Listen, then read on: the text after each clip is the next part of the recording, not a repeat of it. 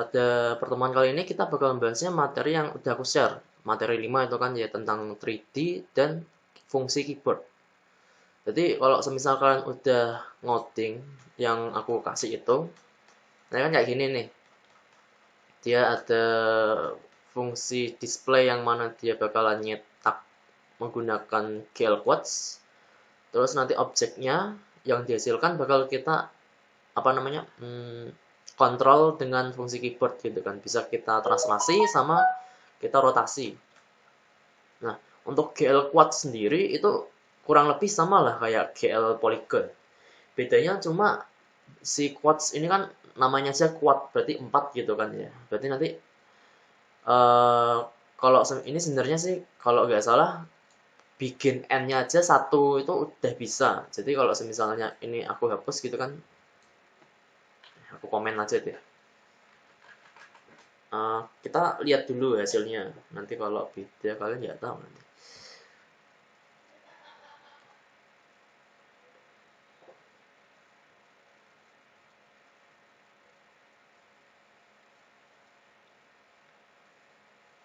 Nah, hasilnya kayak gini ya. Nanti bentuknya kotak kebuka gitu.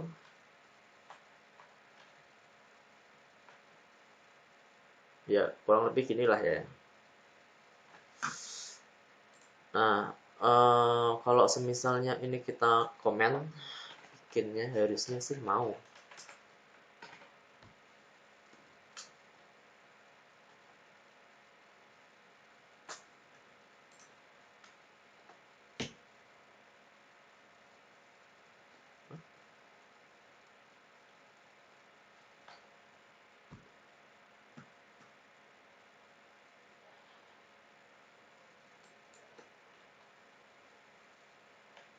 Oke, kayaknya sih nggak ada perbedaan ya.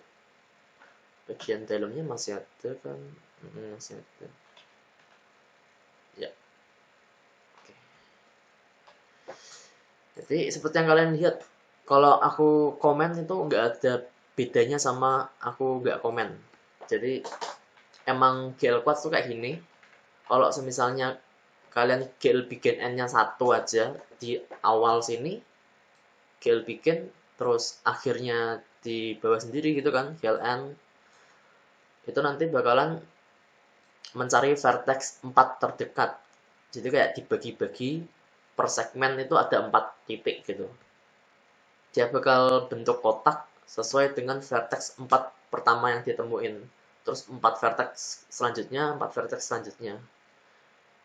Bedanya itu sih. Jadi kalau misalnya kalian pengen bikin bentuk yang sedikit apa ya, sedikit rumit gitu kan, misalnya segi 5 atau apa, kalian bisa pakai GL Polygon. Kalau kalian pakai GL Quads itu udah kayak pasti bentuknya kotak gitu. uh, ya kotak yang dua dimensi maksudnya ya. Oke, sebelum kita bahas ini, mungkin aku bahas dulu yang tentang subu Z-nya ya. Jadi, kalau kalian lihat, itu kan kita 3D. 3D kan berarti ada satu tambahan sumbu ya, sumbu Z.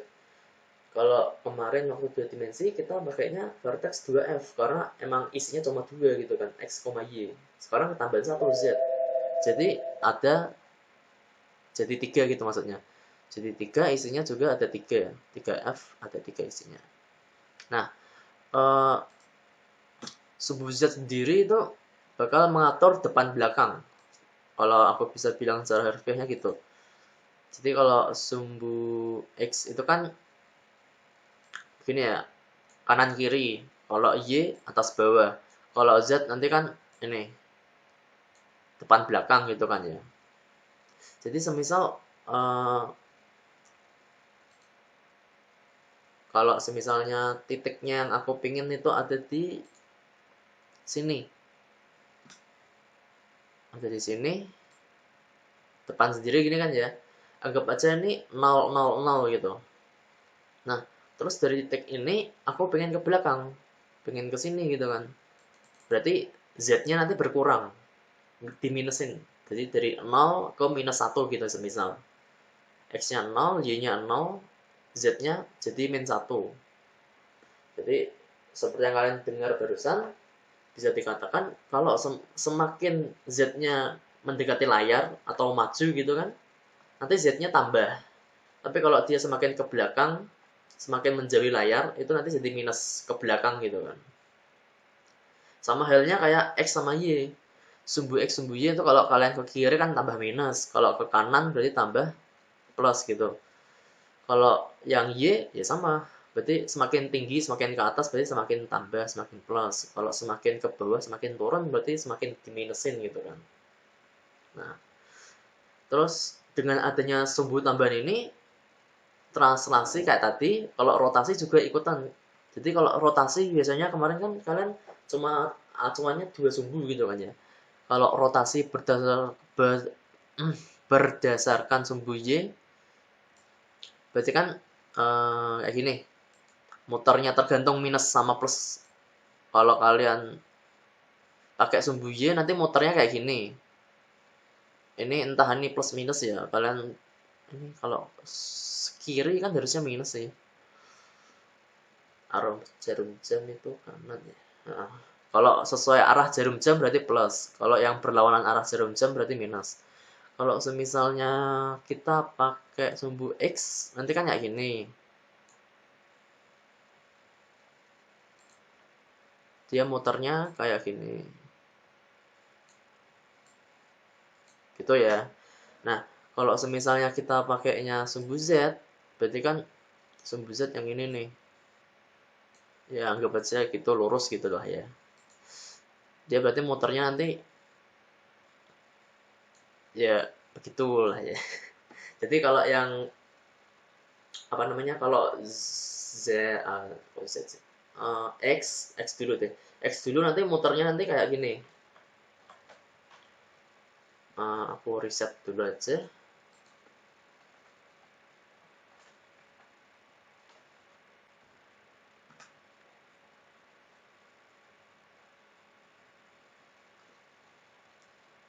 Ini kan bagian depan. Jadi kalau sumbu X kayak gini nanti muternya.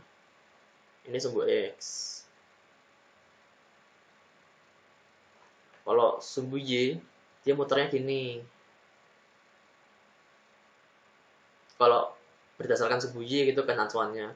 Kalau misalnya sumbu Z, ini kembali apa ya? Ini udah ya. Nah, ini kalau sumbu Z ya. Kalau berdasarkan sumbu Z kayak gini. Dia muterin sumbu Z-nya. Kayak gitu. Oke. Nah, untuk di display ini nggak ada yang spesial sih. Masih sama, apa namanya, kita pakai vertex gitu kan, colornya juga. Terus paling mungkin ini kita nggak pakai flash, kita pakainya swap buffer karena di apa namanya, gimana ya?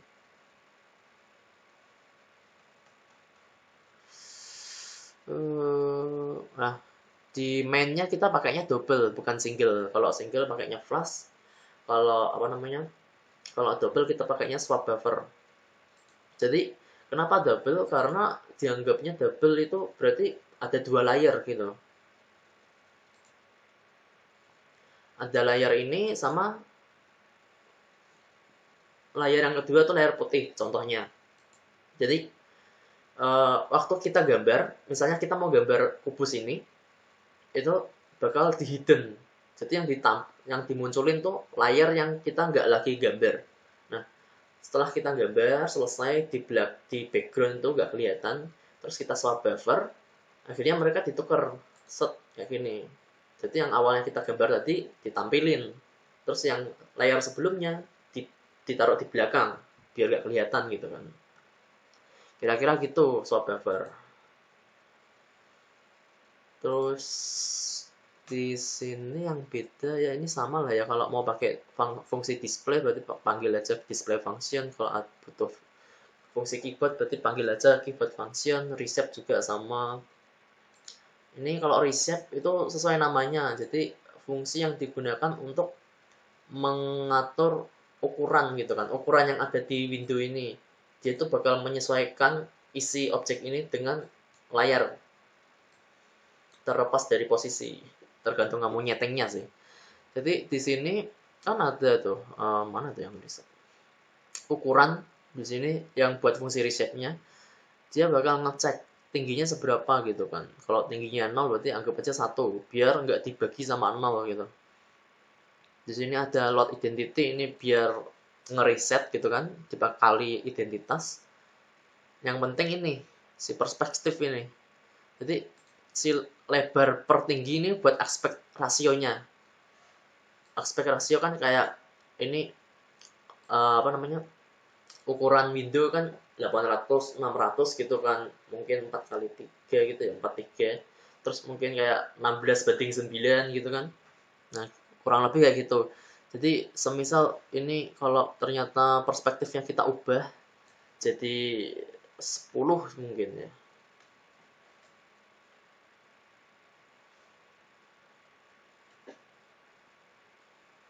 Objeknya bakal gepeng. Nah, jadi si objek ini tuh tidak menyesuaikan dengan apa namanya, window yang ada. Gunanya aspek rasio ya gitu, biar menyesuaikan sama layarnya, biar gak gepeng gitu kan. Kalau kalian penasaran sama parameter yang lain, kalian tinggal hover. Itu ada macam-macam itu ya, tapi yang penting yang ini aja yang kalian edit lah ya.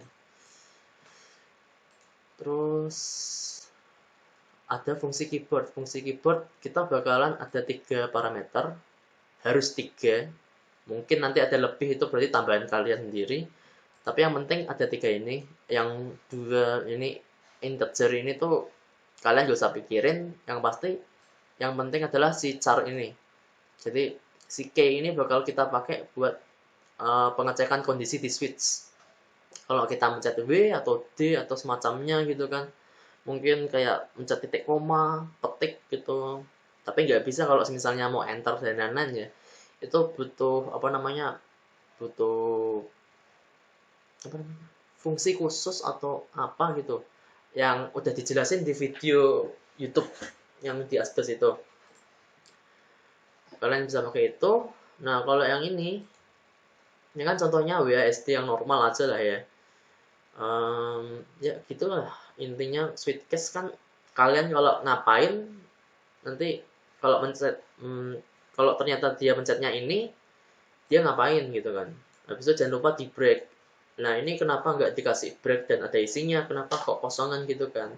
Karena ini contohnya aja, kita pengennya W kecil W besar tuh dampaknya sama gitu kan. Kalau mau dampaknya beda juga bisa, tinggal kalian kopas taruh atas, tinggal mungkin kalian ubah gitu kan, jadi lebih kecil atau lebih besar gitu. Terus yang ini ada ESDAP gitu kan, ini tuh buat yang tadi kalau kalian sempat lihat. Nah, aku reset lagi.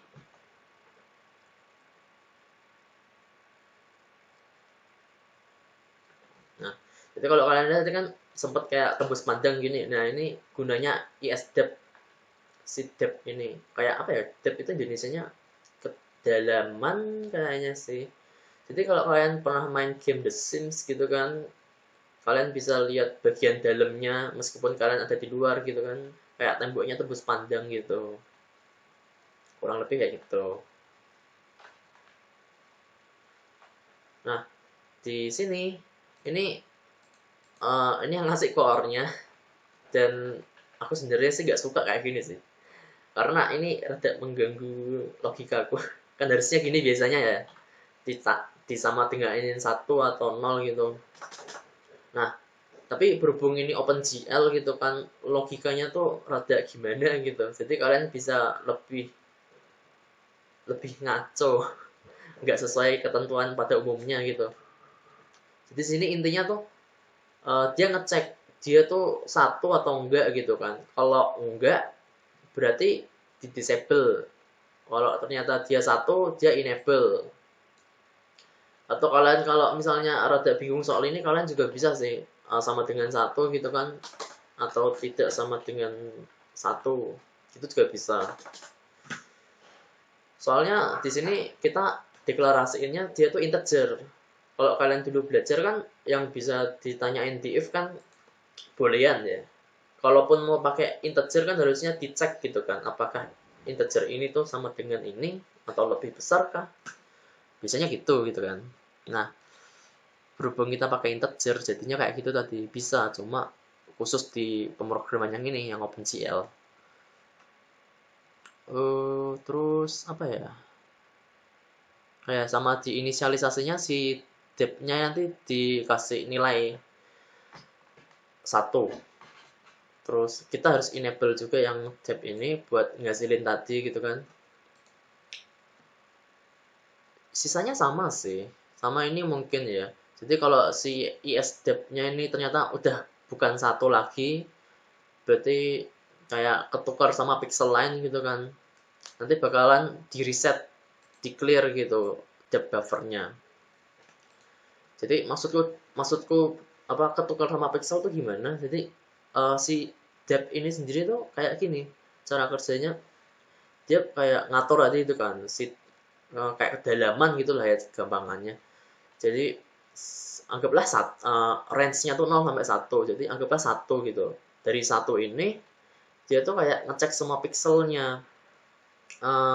Pixel ini itu value yang dibawa dengan dibandingkan dengan si depth-nya tuh gimana? Besaran mana gitu kan. Kalau ternyata besaran si pixel ini ditukar gitu. Gitu terus sampai selesai. Nah, masalahnya datang kalau semisalnya ini kan bisa dikatakan animasi gitu ya. Animasi yang tak maksud tuh kayak gambar GIF dan lain-lain yang mana ada banyak frame-nya gitu kan, keyframe. Ya kan kalau kalian tahu GIF itu kan gerak gini kan butuh beberapa gambar gitu kan. Gambar yang gini 1, 2, 3, 4 dan seterusnya biar bisa kayak gerak mulus. Nah, untuk setiap keyframe itu mungkin kalian cuma pencet sekali gini ya.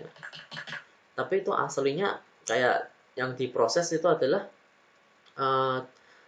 gambar pertama ini dijalanin terus dihapus, tampilin yang kedua kayak gitu. Nah, waktu dihapus terus jadi pindah kedua, itu kan tadi sebelumnya si depth-nya itu udah ketukar-tukar tuh di proses pertama. Nah, untuk proses keduanya kita inginnya kan si depth-nya kembali ke awal, ke 1 gitu kan. Masa kita mau ngecek antar pixel value-nya tuh menggunakan value depth yang sebelumnya, itu kan ada yang salah gitu kan. Karena masa kita mau ngecek sesuatu dengan yang udah nggak ada gitu kan, yang udah di reset. Jadi mau nggak mau ya harus kita reset si nilai depth buffernya. Baik, ya nggak perlu kalian pikirin banget lah ya, intinya kayak gini.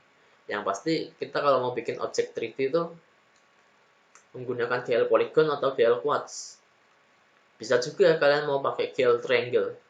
Jadi aku nggak tahu kelas mana yang tanya, tapi yang pasti kalau misalnya oke lah kalau misalnya objeknya cuma rumah, cuma apa gitu yang masih apa namanya tersedia oleh objek geometri gitu kan. Kalau semisalnya objeknya lebih apa namanya lebih kompleks, semisalnya yang kompleks itu apa ya, wajah manusia deh. Wajah manusia itu kan kompleks tuh, nggak mungkin kalian bikin kotak segitiga buat hidung gitu kan, nggak bisa gitu kalau mau bagus gitu kan. Maka dari itu kita harus pakai gunakan GL triangle, bikin segitiga segitiga kalian sambung-sambungin sedemikian rupa sehingga bentuknya kayak wajah. Nah, itu rumit karena itu bakalan kayak kalian bikin 3D object model gitu. Kalian bisa searching sendiri contoh gambar 3D object model yang kayak gimana yang aku maksud, ada banyak di Google. Cuma itu sih yang ini, nanti aku masih ada beberapa contoh, tapi sebelum beranjak ke contoh lain, mungkin ada pertanyaan soal yang ini.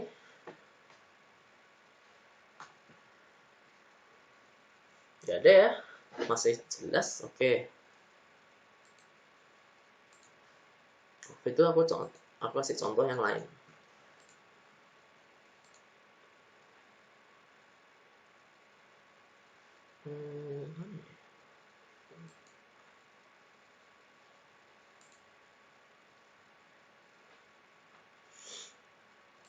Nah, oke. Ini kurang lebih sama, cuma ada sedikit yang berbeda, dan juga sini tuh ada fungsi mouse. Jadi ini nggak usah kalian pikirin fungsi mouse-nya, aku cuma biar enak aja muternya.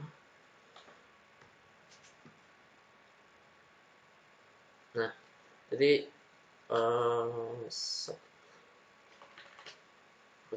nah jadi aku bikin kotak merah gitu kan ya. Nah, kayak gini. Kalau pakai fungsi mouse bisa kayak gini. Kalau mau pakai keyboard berarti kan tinggal ini, terus muternya apa nih? Ini. Nah, ya kayak gitu. Kurang lebih sama lah ya.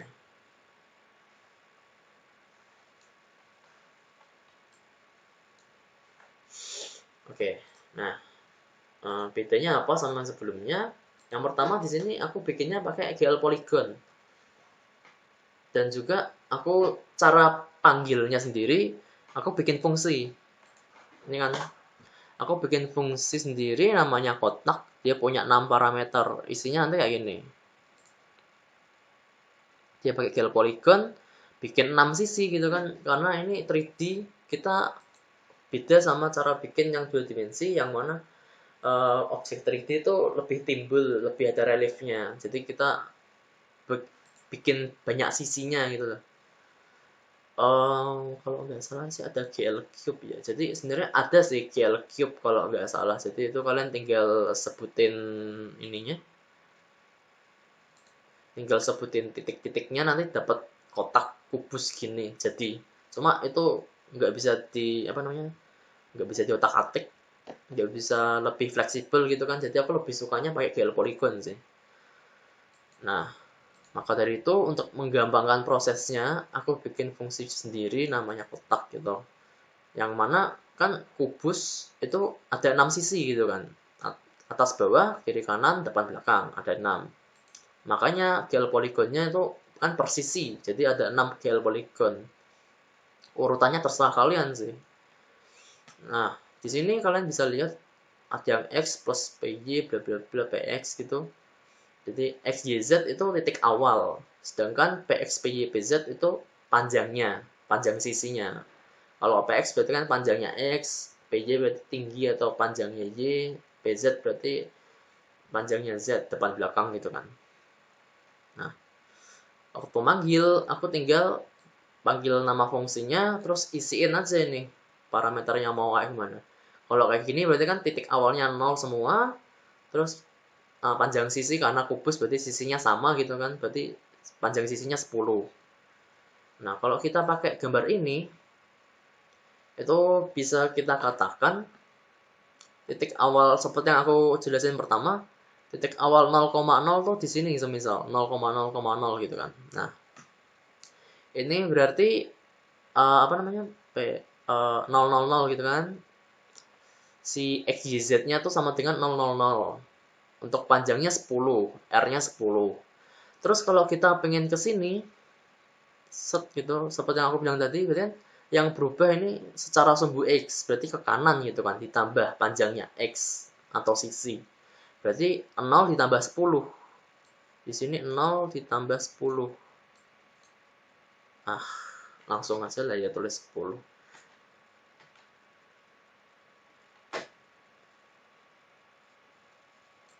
Berarti 0 tambah 10 itu jadi 10. Y-nya masih sama, Z-nya juga masih di depan sama gitu kan. Jadi nanti 10,0,0. Terus kalau misalnya pengen ke belakang sini, berarti yang berubah kan si X sama si Z. Si X-nya tambah panjangnya X, si Z-nya berkurang karena mundur ke belakang gitu kan. Kalau kayak gitu nanti jadinya 10 ya koma intinya 10,0, 10 gitulah ya. Lebih handy aku pakai itu enggak sih?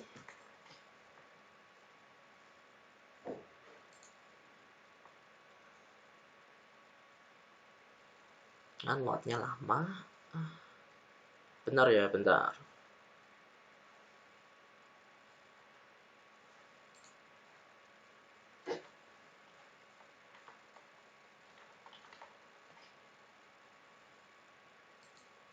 Nah, itu untuk yang di sini.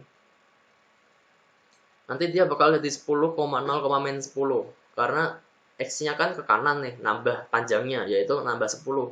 Dari 0 nambah 10 jadi 10. Terus dia mundur ke belakang, berarti di minus karena Z itu semakin depan semakin plus gitu kan. Kebalikan berarti semakin minus. Otomatis dari 0 kita kurangin panjangnya, kurangin 10. Berarti 0 kurangin 10, min 10. Itu ke belakang. Terus kalau ke atas gimana? Berarti kan Z-nya juga, Y-nya juga kena gitu kan. Yang bentar,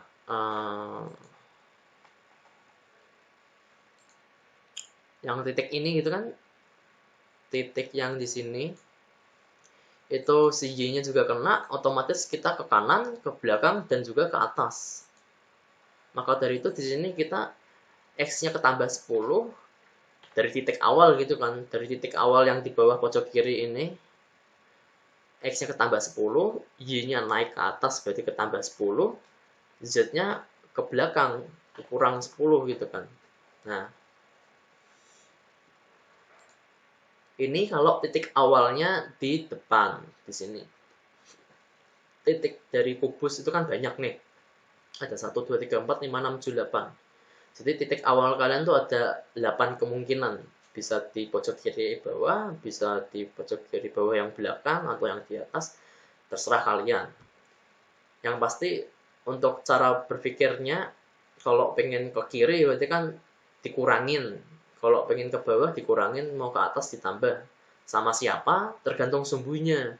Kalau kanan kiri berarti kan X, berarti ya ditambah panjangnya X. Kalau atas bawah berarti kan menggunakan panjangnya Y. Kalau depan belakang berarti ya menggunakan panjangnya Z gitu kan, karena dia depan belakang itu sumbunya Z. Kayak gitu. Kalau titik awalnya gini, jadi hasilnya kayak gini.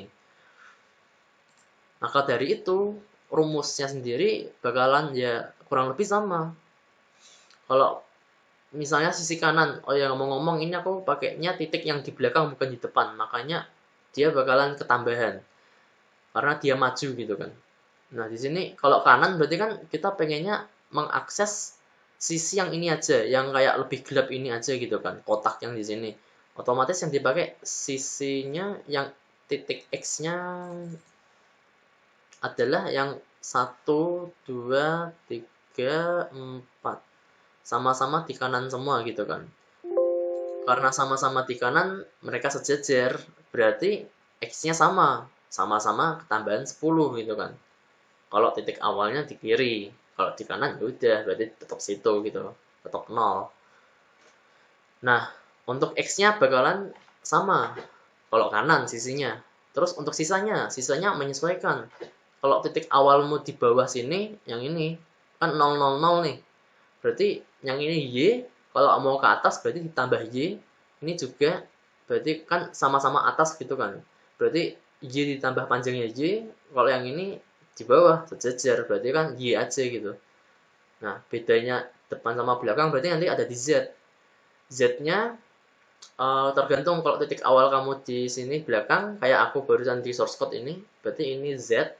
Kalau mau ke depan sini berarti di plus Z gitu, di plus panjang Z ini. Jadi untuk PX X tambah PX, Y tambah PY, Z tambah PY itu letaknya harusnya ada di sini. Ada di sini. Kayak gitu. Oke. Nah, untuk inisialisasi ini nggak ada yang spesial, ini cuma kayak add-on aja, tambahan-tambahan aja. Aku cuma nyoba-nyoba. Kayak ini kan buat enable alpha yang transparan itu. Kalau sisanya ya nggak usah dipikir lah ya, yang penting depth-nya aja. Terus apa ya? Risetnya juga 11-12 lah ya. Yang penting tadi aspek rasionya aja di perspektif itu. Oh mungkin ini yang di display. Jadi di display kalau kalian sempat lihat di sini yang ini ada rotate sama glue look at gitu kan yang beda. Kalau yang rotate ini bentuk implementasi dari fungsi mouse, jadi nggak usah dipikir. Yang mungkin kalian perlu pikirin yang glue look at. Jadi si glue look at ini bakal mengatur waktu aku jalanin programnya. Jadi kalau kalian lihat tadi waktu aku jalanin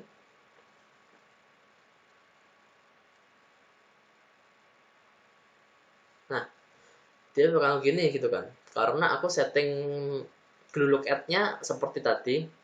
Jadi kalau misalnya aku zoom out, kalian bisa bayangin kalau kalian sedang melihat objek merah ini tuh dari ketinggian sekian gitu kan, rada ke atas dikit gitu kan penglihatannya.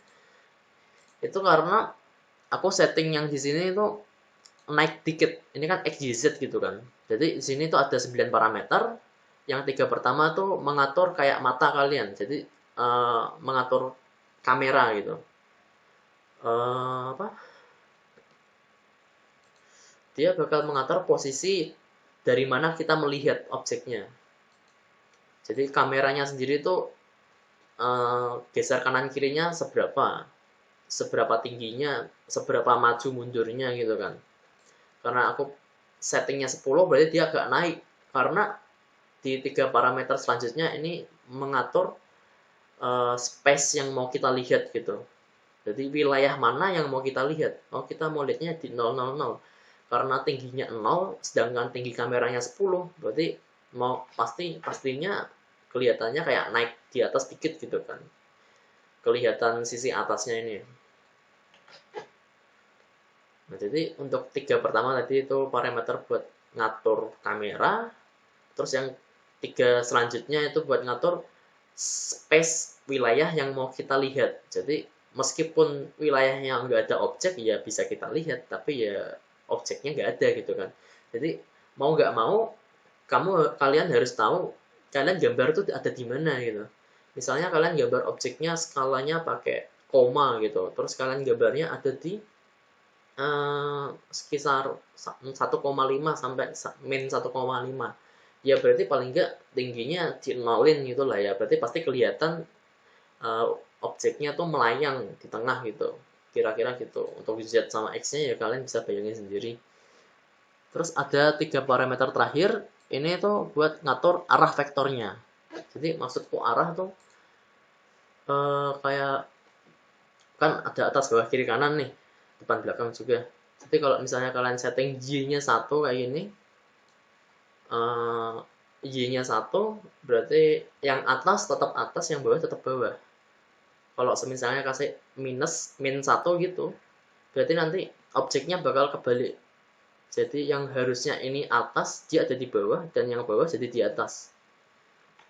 Nah itu bedanya, arah vektor gitu kan ya. Untuk yang kiri kanan ini, yang X sama Z, harusnya sama ya. Kalau kalian jadiin 1 gitu, berarti si X-nya bakalan kanan ya kanan, kiri ya kiri. Kalau di minus berarti nanti dibalik.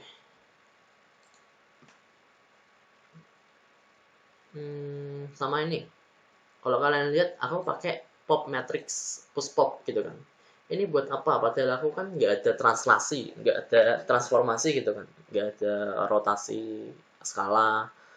Ini karena aku menggunakan glue look at. Jadi si glue look at ini tuh harusnya ke reset gara-gara GL load identity sih.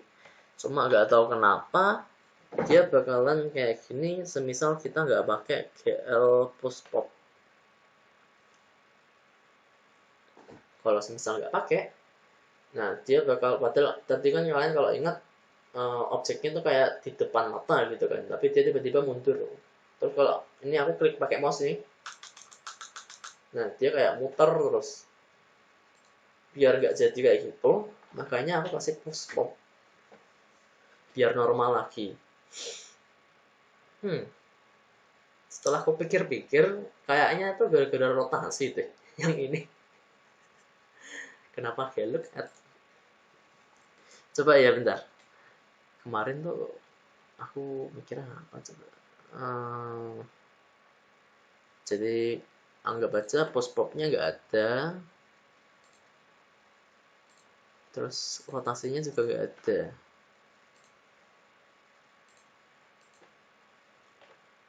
Aku lupa, harusnya itu deh.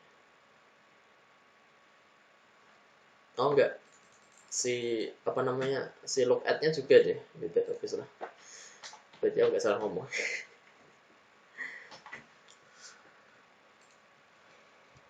Oke, untuk mouse-nya, untuk keyboard-nya sih nggak ada yang beda. Jadi kalau kalian lihat ini, Jadi sudah aku demonstrasiin kalau nama variabelnya tuh gak harus xy, gak harus apa tadi k gitu kan, cuma nama gitu.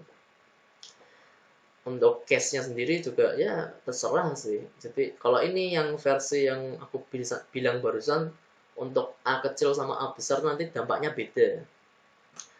Variatif aja sih, biar apa ya, gak bosanin, biar bagus.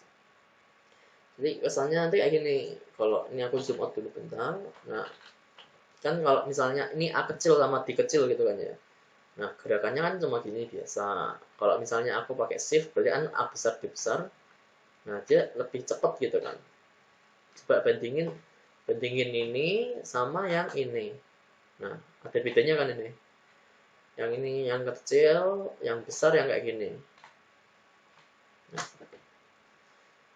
terserah sih, kalian mau ada bedanya mau enggak, itu suka-suka. Di sini ada fungsi lain nggak yang ya sama lah ya, ini ada rotasi, ada itu. Terus ini untuk pemanggilannya sama, kalau mau pakai reset function berarti ya panggil aja glute reset. Kalau mau keyboard berarti glute keyboard. Kalau mau mouse ya berarti glute mouse. Kalau ada motionnya berarti ya ada glue motionnya. Oh, sama ini untuk keyboard sendiri jangan lupa manggil fungsi display kalian ya, yang isinya ini kan yang bakal kalian bikin objek-objeknya, biar setelah kita rotasi, kok rotasi sih, biar setelah kita lakuin transformasi itu tuh nanti ada perubahan di displaynya. Harusnya kalau misalnya ini aku komen, dia nggak mau berubah sih harusnya.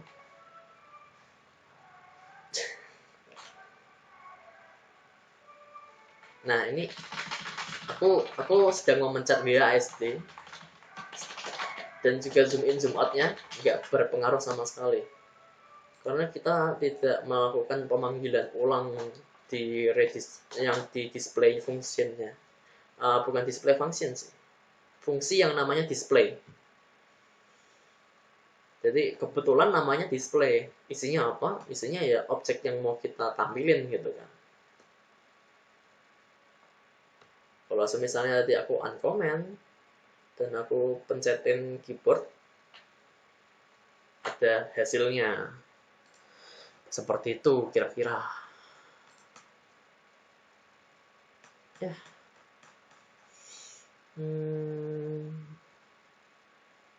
Itu sih nanti bedanya. Sama nanti ada satu lagi, gimana sebelum ini selesai, ada yang mau ditanyakan? Sebelum lanjut, ada yang mau ditanyakan?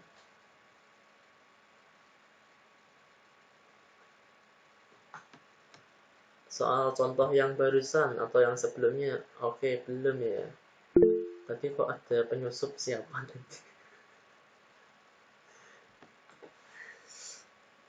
Oke, aku lanjutin ke contoh selanjutnya. Jadi yang selanjutnya ini kayak aku memberi tips aja buat kalian waktu bikin project 3D.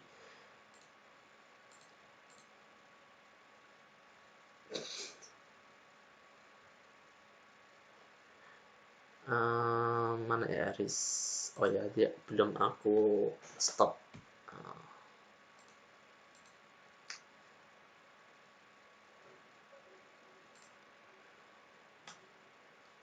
Jadi kalau misal kalian ini udah kayak skalanya gede gitu kan ya, mungkin kalian bikin tugas aja tuh udah banyak deh. Soalnya kalau kalian kepo gitu kan, lihat tugasnya kelas D, kalian kan satu grup tuh di Google Classroom. Itu kan bikinnya rumah gitu kan. Bikin rumah, yang pasti bentuk rumah tuh tidak sesimpel ini gitu kan. Cuma kotak aja. Jadi rumah kan pasti ada genteng, ada atapnya, ada jendela, pintu, apalah gitu kan. Nah, untuk semua itu membutuhkan beberapa kali pemanggilan fungsi GL polygon. Yang mana satu GL polygon pun tidak cukup untuk membentuk suatu objek gitu kan. Objek di sini maksudnya kayak objek objek apa namanya? Kayak objek apapun itulah. kayak objek pagar dan lain-lain. Jadi akan sangat berguna kalau semisal caranya kalian main itu kalian pakainya kalian masukin ke dalam fungsi-fungsi.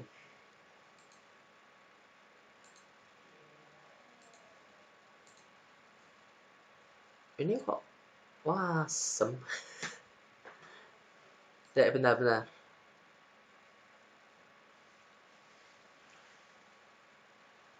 Oh, aku kalau enggak buka ini dulu deh. Jadi ini kan dulu tugas rumahku yang pernah tak buat gambaran tugas kalian nanti. Ini kan sederhana lah ya, cuma gini doang. Bentar, pagar tak. Ya. Mana pagar?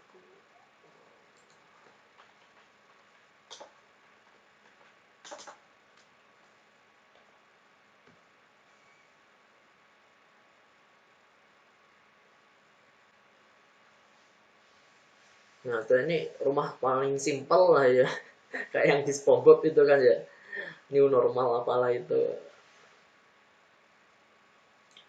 Nah, kalau kalian lihat di sini tuh objeknya kan banyak tuh, ada cerobong asap. Kalau aku kan ada pintu, jendela lah, ada atap. Nah, semua ini tuh dibuat kalian nggak bakalan susah kalau semisal kalian nggak kayak gini. Tidak kalian bikin fungsi-fungsi kayak gini. Jadi setiap fungsi nanti tuh isinya ya GL Vertex ini. Cuma ya kita kelompokin gitu kan. Tujuannya apa dikelompokin? Yang pertama, biar kalian sendiri itu nggak bingung. Yang kedua, kalau misalnya ini tugas kelompok, semisal aja sih, karena aku nggak bakal ngasih ini tugas kelompok. Kalau misalnya bakalan jadi tugas kelompok gitu kan, teman kalian yang satunya yang mau ngelanjutin tugas ini tuh bakalan tidak pusing sendiri gitu lah. Mau ngelanjutin tapi ini mau lanjutin yang pagar tapi ini codingan dia yang mana ya? Karena kalau kalian lihat ini kalau nggak aku minimize itu kan per fungsinya ini panjang banget gitu kan. Ini coba lihat itu scroll barnya tuh jadi kecil gitu kan. Nah, panjang banget padahal cuma pengen bikin rumah simpel kayak gini aja gitu kan. Cuma mau bikin gini aja sampai sepanjang itu. Maka dari itu alangkah baiknya kalian bikin per fungsi gitu. Yang mana yang buat rumah, yang mana yang buat objek atap, mana yang buat objek pagar, mana yang buat pintu, mana yang buat dinding depan mungkin yang ada macam-macam tempelannya dan lain-lain. Ini untuk pengelompokan aja, tapi isinya ya sama sih, cuma GL polygon bikin N aja. Terus ini, jadi kalau kalian lihat barusan, di sini kan aku bikin pagar gitu kan, pagarnya tuh ada banyak. Jadi yang aku bikin tuh bukan kayak gitu, enggak. Aku bikinnya satu biji aja, satu biji papan gitu kan. Terus aku looping sampai segini banyak gitu. Aku lakuin di semua sisi gitu kan. Nah, ini akan sangat membantu kalau semisal objek yang mau kalian bikin tuh repetitif. Jadi kayak misalnya kalian mau bikin apa ya? Mau bikin ruang tunggu, semisal ruang tunggu kan kursinya banyak dan desainnya sama ya, tergantung yang punya sih. Siapa tahu rese gitu kan beli kursinya beda-beda gitu.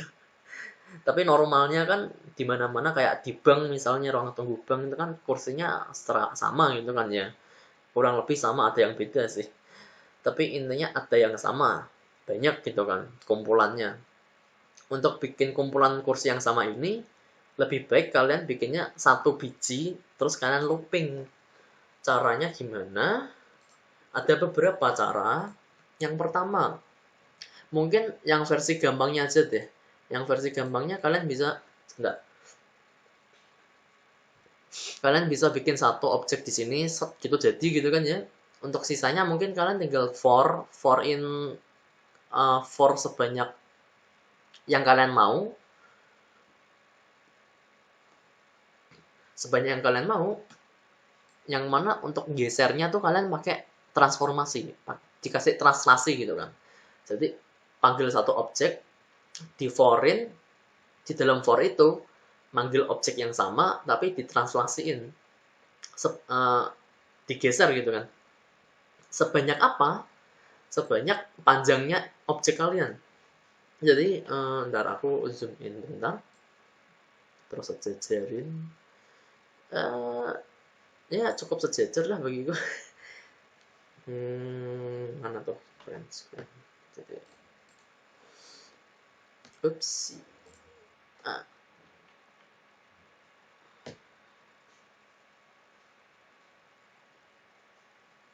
What?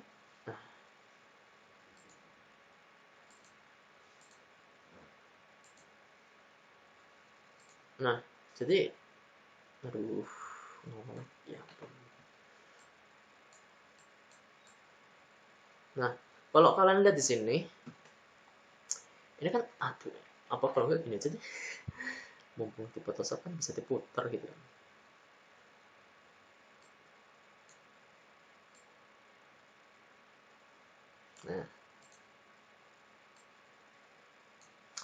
Nah, oke, aku bikin ini ya, kotak buat ngasih tahu panjangnya.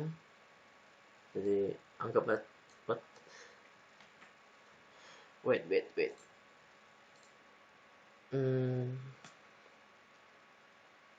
Nge-lag.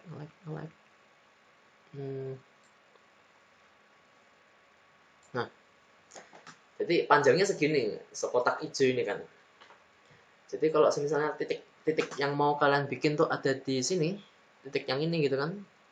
Berarti kalau untuk menggeser ke sana, ke kanan yang objek kedua ini, tinggal kalian tambahin sepanjang ini, dia bakal pindah ke sini gitu kan.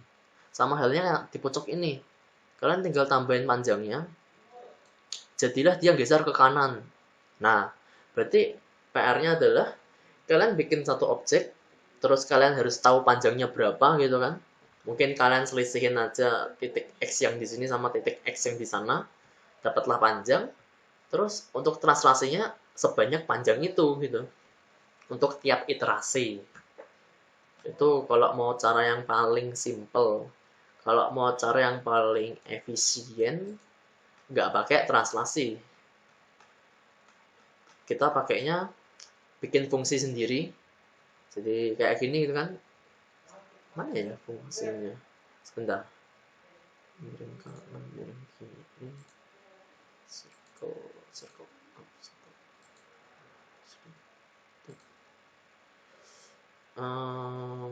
Nah, dikit lagi. Nah, jadi aku bikin satu objek ini kan. Nah, mereka ini aku pakainya ada pengganti XY. Jadi XY ini buat ngatur posisinya. Posisi X sama posisi Y gitu kan. Seperti yang barusan tadi di kubus, contoh yang ini, yang biru tadi, titik awalnya. Jadi aku pengen titik awalnya ada di mana gitu kan. Cuma di sini dulu aku yang dulu itu aku udah setting ketentuan dia maksudku yang salah di sini tuh aku settingnya bukan X sama Z, tapi aku settingnya X sama Y, yang mana yang pasti ini kan nggak mungkin melayang gitu kan ya, pasti di sini gitu. Harusnya Y-nya pasti sesuai sih. Yang berbeda harusnya posisi X sama posisi Z yang ke belakang ini. Nah, cuma tetap masih bisa.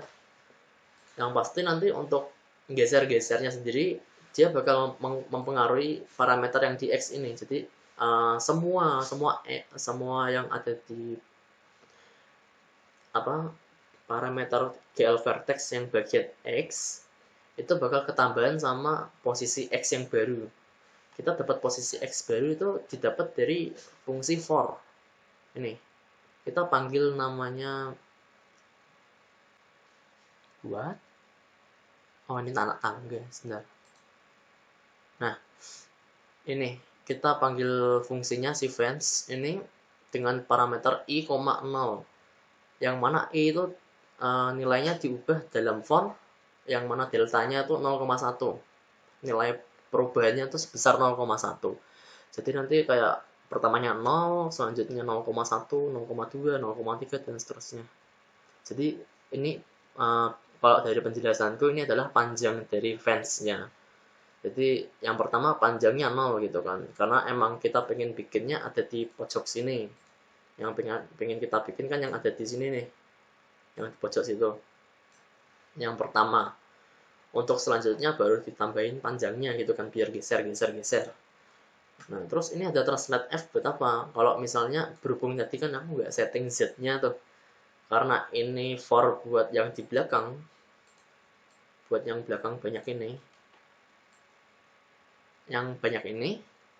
makanya aku butuh translate min 3 biar yang awalnya dia bikin di depan ini jadi mundur ke belakang sebanyak 3, min 3 gitu kan.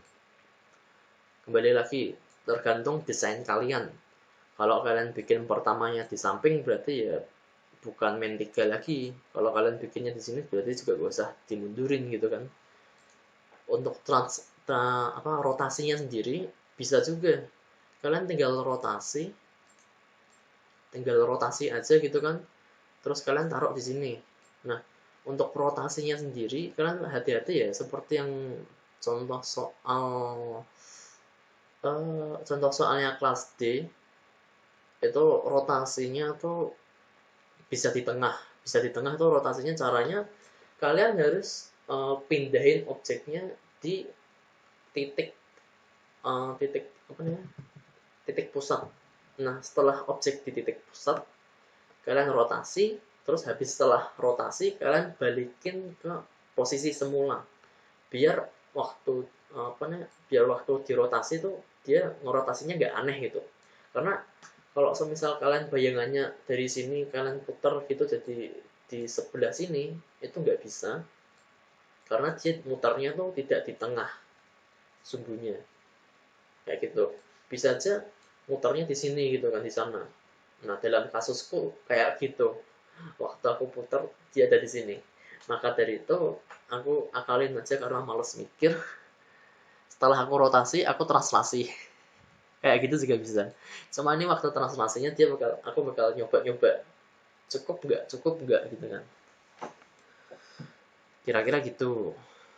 Jadi kuncinya kalian bikin fungsi dulu, fungsi buatan yang mana ada titik awal sama panjangnya. Kalau semisal panjangnya nggak fix gitu kan, berhubung ini objeknya pasti sama, panjangnya pasti sama gitu kan, ya udah aku cukup titik awal aja untuk mengatur posisi.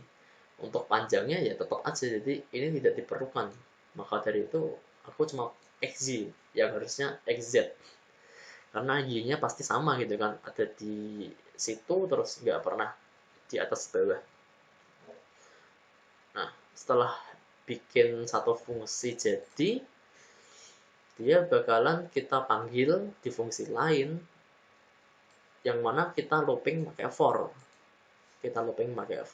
dengan kondisi tertentu yang mana kita tambah iterasinya bakal bertambah sesuai dengan panjangnya dia yang digunakan untuk mengatur parameternya biar geser-geser gitu kan.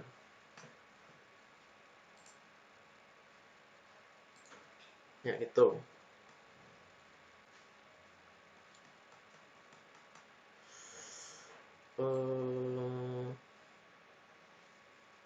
Fungsi keyboardnya sama lah ya. Paling yang beda nanti ini aku bisa ngilangin temboknya. Terus aku nanti ada kayak sedikit bisa dibilang animasi juga enggak sih, kayak menggerakkan furniturnya. Jadi kalau kalian lihat ini sebentar, kalau aku pencet pencet B kalau nggak salah. Nah kalau aku pencet B nanti temboknya hilang biar aku bisa lihat bagian dalam dengan enak gitu kan. Terus kalau kalian lihat lagi, aku bisa geserin kasurnya nih, aku bisa geserin kasurnya. Itu bisa dilakuin dengan ini tadi. Jadi kalian atur nilainya di keyboard, true false-nya. Kalau yang mau geser berarti kalian siapin satu variabel global yang mana nilainya akan berubah kalau kalian mencet. Kalau kalian mencet ke kanan berarti tambah, kalau mencet ke kiri berarti minus gitu kan. Terus variabelnya kita gunain buat di GL vertex-nya. Jadi nanti GL vertex plus gerak gitu. Kalau yang true false-nya nanti ya berarti kalian tinggal kayak gini. Kalau ternyata dia true, panggil fungsinya. Kalau false ya udah berarti ini nggak dijalanin. Kurang lebih kayak gitu. Itu salah satu cara menggunakan keyboard function. Apa ya? Itu dulu deh. Sebelum lanjut, ada yang mau ditanyakan belum?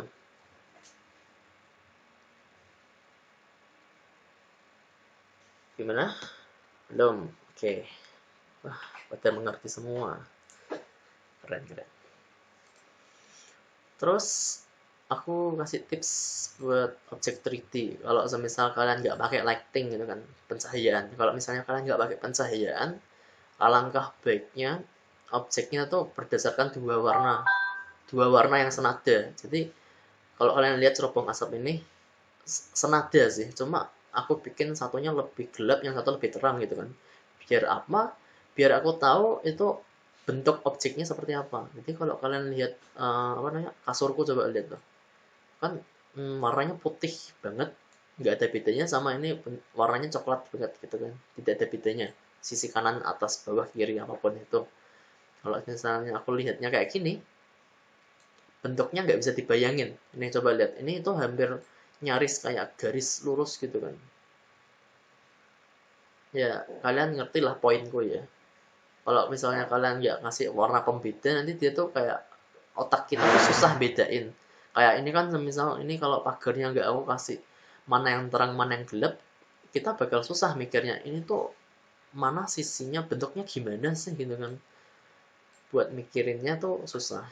Maka dari itu lebih baik kalian kasih warna pembeda.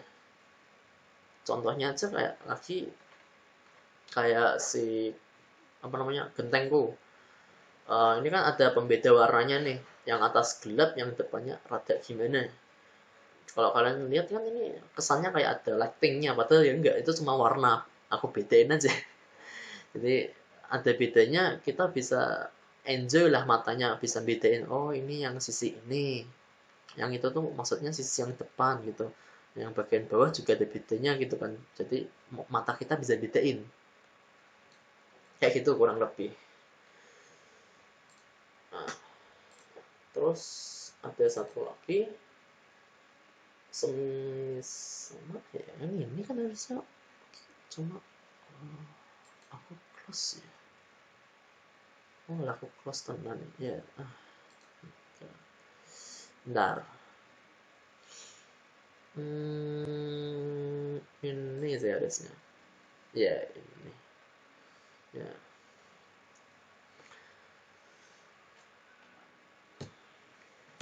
Nah ini aku punya satu project lagi buatanku. Simple sih, cuma gini aja. Nah biar enak ya. Terus aku buka gitu kan. Nah kalau kalian lihat sini ada TV gitu. Ada TV. Oh ya, sama ini mungkin di belakang tuh kan kalian lihat ada pintu. Ceritanya pintu geser gitu. Jadi dengan memanfaatkan fungsi keyboard, kita bisa interaktif sama objek-objek yang ada di rumah kita yang sedang buat. Bisa aku buka gitu kan. Nah, terus tutupnya apa ya? Oh, nah bisa kayak gitu.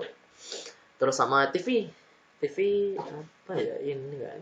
Jadi itu DVD player, aku buka wadahnya, terus aku masukin kasetnya. Terus misalnya aku segini nih, aku ambil lagi kasetnya nggak bisa, tapi pas penuh bisa. Terus misalnya aku tutup nggak ada jadi apa-apa, terus buka sedikit, kebuka sedikit, masukin kasetnya nggak bisa. Nah terus waktu dimasukin full, waktu ada kasetnya, TV-nya nyala. Nah ini semua bisa kalian coding di fungsi keyboard. Aku bisa katakan ini semacam animasi gitulah ya, kalian interaktif gitu kan sama objeknya. Ini kan mati hidup nih, lama-lama DVD playernya rusak. Nah kurang lebih kayak gitu. Itu kalian cuma tinggal main true false, tinggal main kayak tadi variabel gerak gitu kan, kalian tambahin kurangin, main if, atau mau main cast juga gak masalah sih. Nah, jadi kayak gitu.